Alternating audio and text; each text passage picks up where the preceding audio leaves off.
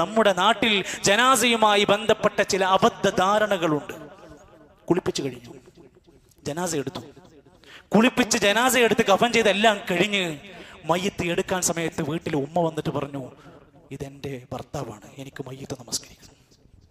ഉടൻ അവിടെയുള്ള കാരണവന്മാരും നേതാക്കന്മാരും എഴുന്നേറ്റിട്ട് പറയും, സ്ത്രീകൾ നിസ്കരിക്കാൻ പാടില്ല. പ്രിയപ്പെട്ടവരെ, അവരുടെ വാപ്പയാണ് മരിച്ചിരിക്കുന്നത്, ആ സഹോദരിയുടെ ഭർത്താവാണ് മരിച്ചിരിക്കുന്നത്. അവർക്ക് പ്രാർത്ഥിച്ച് നമസ്കരിക്കണം. എന്താണ് തെറ്റ്? ഇസ്ലാമിൽ എവിടെയാണ് അതിന് തെറ്റ്? എന്നിട്ട് പറയാണ്, പുരുഷന്മാർ നിസ്കരിക്കുന്നതിന്റെ മുമ്പ് സ്ത്രീകൾ നമസ്കരിക്കുന്നത് മയ്യത്തിനോടുള്ള അപമാനമാണ്. ഈ പറയുന്ന ആളുകൾ സ്ത്രീകളെ അപമാനിക്കല്ലേ? ഏത് ഫത്വയാണ് നിങ്ങൾക്ക് ഇതിന് പറയാനുള്ളത്? ഏത് മദ്ഹബിന്റെ കിതാബുകളുടെ രേഖയാണുള്ളത്? വെറും നാട്ടിലെ ചിലരുടെ വാശി ഒഴിച്ചാൽ എത്ര വിലപ്പെട്ട ആ സഹോദരിമാരുടെ മനസ്സ് ഒരു പക്ഷേ 20-30 കൊല്ലം ആ രോഗിനെ കിടന്ന് നോക്കിയത് ആ ഉമ്മയായിരിക്കും.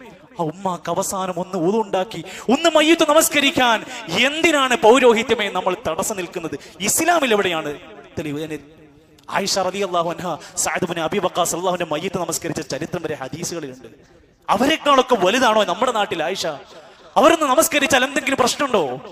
അതുകൊണ്ട് ആ കാര്യത്തിന്റെ ഒരു വലിയ അബദ്ധത്തെ തിരുത്താൻ നമ്മൾ ഓരോ മഹല്ലുകാരും ഇരുന്ന് ആലോചിച്ച് കിതാബുകൾ തുറന്ന് വായിക്കണം എന്നാ പറയാനുള്ളത്. 2, മയ്യത്ത് നമസ്കരിക്കുമ്പോഴും നോക്കേണ്ടത് സൊഫിലേക്കാണ്, നമ്മുടെ സുജൂദിന്റെ സ്ഥാനത്തേക്കാ. പക്ഷേ ഖേദകരം എന്ന് പറയട്ടെ, ജനാസ നിസ്കരിക്കാൻ വേണ്ടി നിൽക്കുന്നവരൊക്കെ അടുപ്പിച്ച് നിൽക്കുക. ഇവൻ കൈകെട്ടിയിട്ട് നോക്കുന്നത് മറ്റവന്റെ ഷോൾഡറിലേക്കാണ്.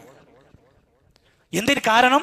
മയ്യത്ത് നമസ്കരിക്കാൻ നിൽക്കുമ്പോൾ പലയിടങ്ങളിലും സൊഫുകൾ ചേർത്ത് നിൽക്കുന്നത് കാണാം. മാറ്റണം, സാധാരണ പോലെ നമസ്കരിക്കാൻ സൊഫ് കെട്ടട്ടെ. ഒരു പള്ളി തീരെ സ്ഥലമില്ലാത്തൊരു ഘട്ടം വരികയാണെങ്കിൽ അതിനെപ്പറ്റി ആലോചിക്കേണ്ടുള്ളൂ. പള്ളി 2 നില പള്ളി, AC ഉണ്ട്, നീണ്ടു കിടക്കാണ്. ആളുകൾ കൃത്യമായി സൊഫ് പാലിച്ചുകൊണ്ട് ജനാസ നിസ്കരിക്കുമ്പോൾ നിൽക്കാൻ ശ്രദ്ധിക്കാം. 3ാമത്തെ കാര്യം, ചില കുട്ടികൾ അവർ മരിച്ചാൽ ജനാസ നമസ്കാരം ആവശ്യമില്ല. അത് 4 മാസം ഗർഭിണിയാകുന്നതിന് മുമ്പ്, 3 മാസം കൊണ്ട് മരിച്ച കുട്ടി ഉണ്ടാവും, 2 മാസം കൊണ്ടായ കുട്ടികളൊക്കെ ഉണ്ടാവും, അവർക്ക് ജനാസ നമസ്കാരം ആവശ്യമില്ല. എന്നാൽ 4 മാസം പൂർത്തിയാക്കിയ ഗർഭിണികളായിരിക്കെ ഒരു കുഞ്ഞ് മരിക്കുകയാണെങ്കിൽ അവർക്ക് ജനാസ നമസ്കാരം ഉണ്ടാകേണ്ടതുണ്ട്.